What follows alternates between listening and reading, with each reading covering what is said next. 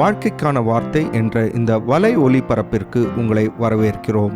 இது ஆதியாகமம் முதல் வெளிப்படுத்துதல் வரை முழு வேதாகமத்தையும் உள்ளடக்கிய ஒரு தினசரி தியானமாகும். யாத்ராகமம் 18ஆம் அதிகாரத்தில் மோசேயின் மாமனாகிய எத்ரோ மீதியானிலிருந்து மோசேயை சந்திக்கும்படியாக வருகின்றார். தன்னோடு கூட மோசேயின் மனைவியாகிய சிப்போராளையும் மோசேயின் 2 மகன்களையும் கூட்டிக் கொண்டு வருகின்றார். ஒருவேளை மோசே எகிப்தில் இருந்த காலத்தில் தன்னுடைய மனைவியையும் மகன்களையும் மீதியானுக்கு பாதுகாப்பு நிமித்தமாக அனுப்பி வைத்திருக்கலாம். ஆனால் இப்பொழுது மோசேயின் குடும்பம் ஒன்றிணைந்தது. நமக்கு தெரியும், எத்ரோ என்பவர் இஸ்ரவேலின் தேவனை விசுவாசிக்காதவர். அவர் மீதியானின் ஆசாரியனாயிருந்தார். ஆனால் மோசேயோ கர்த்தர் இஸ்ரவேலின் நிமித்தம் பார்வோனுக்கும் எகிப்தியருக்கும் செய்த எல்லாவற்றையும், வழியிலே தங்களுக்கு நேரிட்ட எல்லா வருத்தத்தையும், கர்த்தர் தங்களை விடுவித்து ரட்சித்ததையும் தன் மாமனுக்கு விவரித்து சொன்னார்.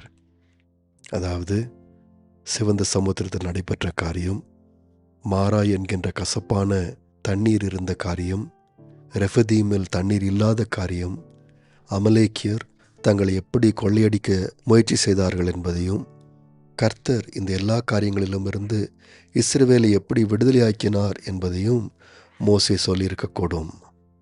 நண்பர்களே, மோசே தன்னுடைய மாமனிடத்தில் எத்தனையோ காரியங்களை குறித்து பேசியிருக்கலாம். ஆனால் ஆண்டவரை குறித்து அவர் பேசினார். மோசே தன்னுடைய திறமைகள், தன்னுடைய வெற்றிகளை குறித்து பேசியிருக்கலாம். ஆனால் மோசே சரியானதை பேசினார். தன்னுடைய மாமனுக்கு ஆண்டவருடைய கிரியைகளை சொன்னார். ஆகவே 9ஆம் வசனத்தில் வாசிக்கின்றோம், கர்த்தர் இஸ்ரவேலரை எகிப்தியரின் கைக்கு தப்புவித்து அவர்களுக்கு செய்த சகல நன்மைகளையும் குறித்து எத்ரோ சந்தோஷப்பட்டான் என்று பார்க்கின்றோம். அது மாத்திரமல்லாமல் அவர் ஒரு அவிசுவாசியாய் இருந்தால் கூட 10ஆம் வசனத்தில், உங்களை எகிப்தியரின் கைக்கும் பார்வோனின் கைக்கும் தப்புவித்து எகிப்தியருடைய கையின் கீழிருந்த ஜனத்தை விடுவித்த கர்த்தருக்கு ஸ்தோத்திரம் என்று சொல்லி 11ஆம் வசனத்தில், கர்த்தர் எல்லா தேவர்களை பார்க்கிலும் பெரியவர் என்பதை இப்பொழுது அறிந்திருக்கிறேன். அவர்கள் இடும்பு செய்த காரியத்தில் அவர்களை மேற்கொண்டார் என்று சொன்னது மாத்திரமல்லாமல் 12ஆம் வசனத்தில், மோசேயின் மாமனாகிய எத்ரோ சர்வாங்க தகன பலியையும் மற்ற பலிகளையும் தேவனுக்கு கொண்டு வந்து செலுத்தினான் என்று பார்க்கின்றோம். அதாவது, வெறும் பேச்சோடு நின்று விடாதபடிக்கு உண்மையாகவே இஸ்ரவேலின் தேவனை விசுவாசிக்கின்ற விசுவாசியாய் மாறிவிட்டார். ஆகவேதான் 12ஆம் வசனத்தில் நாம் வாசிக்கின்றோம், பின்பு ஆரோனும் இஸ்ரவேல் மூப்பர் அனைவரும் வந்து மோசேயின் மாமனுடனே தேவ சமூகத்தில் போஜனம் பண்ணினார்கள் என்று நாம் பார்க்கின்றோம்.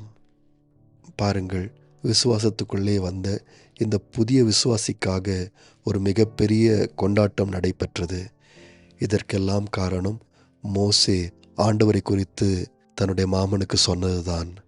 நண்பர்களே, ஆபிரகாமிடத்தில் ஆண்டவர் எல்லா ஜாதிகளும் உன்மூலமாய் ஆசீர்வதிக்கப்படுவார்கள் என்று சொன்னார்.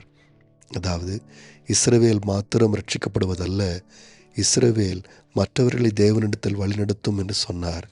இப்பொழுது மோசே அதை தான் செய்தார். தன்னுடைய மாமனை கர்த்தரிடத்தில் வழிநடத்தினார். நண்பர்களே, நீங்களும் நானும் கூட மோசேயினுடைய உதாரணத்தை நாம் பின்பற்ற முடியும். மற்றவர்களுக்கு ஆண்டவர் சரித்திரத்தில் செய்த பெரிய காரியங்களை நாம் சொல்ல முடியும். இதை தான் ஆதி அப்போஸ்தலர்கள் எருசலேம் முழுவதும் சுற்றி திரிந்து செய்தார்கள்.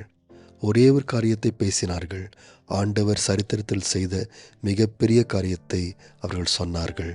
அதாவது, இயேசு கிறிஸ்துவினுடைய உயிர்த்தெழுதலை அவர்கள் பிரசங்கம் பண்ணினார்கள். நண்பர்களே, எகிப்தில் ஆண்டவர் செய்ததை காட்டிலும், சரித்திரத்தில் செய்த மற்ற எல்லா காரியங்களை காட்டிலும் மிகப்பெரிய காரியம் ஆண்டவர் செய்தது இயேசுனுடைய உயிர்த்தெழுதல் தான். இதை நாம் மற்றவர்களுக்கு சொல்லுகின்றோம். இதை அப்போஸ்தலர்கள் மற்றவர்களுக்கு சொன்னார்கள். அப்போஸ்தலர் 5ஆம் அதிகாரம் 30ஆம் வசனத்திலிருந்து வாசிக்கும்போது, எப்படியாக யூதர்கள் இயேசுவை சிலுவையில் அறைந்தால் கூட ஆண்டவர் அவரை உயர்த்தி தம்முடைய வலது பார்சத்தில் உட்கார வைத்து அவரை உயிர்த்தெழ பண்ணினார் என்று சொல்லி, இவர் மூலமாய் இப்பொழுது இஸ்ரவேல் ஜனங்களுக்கு மனம் திரும்புதலும் பாவ மன்னிப்பும் உண்டு என்று அவர்கள் சொன்னார்கள்.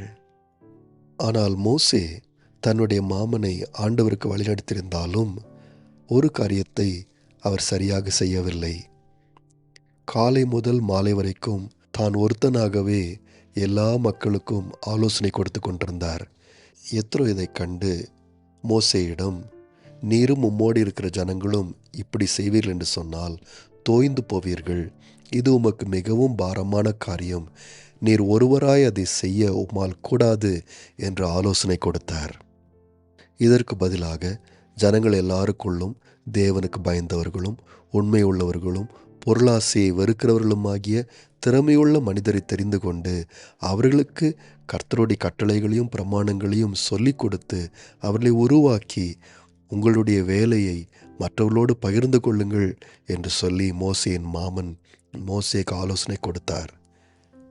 எளிமையான காரியங்களை அவர்களே பார்த்து கொள்ளட்டும், கடினமான காரியங்களை மாத்திரம் உங்களிடத்தில் கொண்டு வரட்டும் என்று ஆலோசனை சொன்னார். தன் மாமன் சொல் கேட்டு அவர் சொன்னபடியெல்லாம் மோசே செய்தார். நண்பர்களே, கர்த்தருடைய பணியை செய்யும் போதும் நாம் கவனமாயிருக்க வேண்டும். நாம் தோய்ந்து போய் நம்மையே உடைத்து கொள்ள முடியும். மாறாக நாம் மற்றவர்களுக்கு பயிற்சி கொடுத்து அவர்களோடு கூட நம்முடைய பணிகளை பகிர்ந்து செய்ய முடியும். நேயர்களே, இந்நிகழ்ச்சியை கேட்டதற்காய் நன்றி.